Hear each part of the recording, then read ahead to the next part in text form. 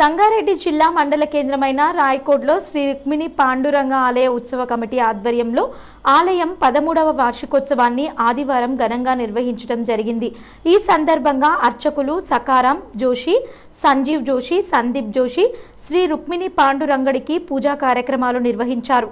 అనంతరం ప్రత్యేకంగా అలంకరించిన వాహనంలో ఉత్సవ విగ్రహాలను ఉంచి డప్పు చప్పుళ్ల మధ్య పిల్లలు, పెద్దలు, యువకులు నృత్యాలు చేస్తూ భజన చేసుకుంటూ మహిళలు నిండు కలశాలను ఎత్తుకొని పురవీధుల గుండా వైభవంగా శోభయాత్రను నిర్వహించి తదుపరి ఆలయ ఆవరణలో ఉత్సవ విగ్రహాలకు కలశాలలోని జలాలతో అభిషేకం చేసి పూజా కార్యక్రమాలు నిర్వహించి మహాహారతిని ఇచ్చారు.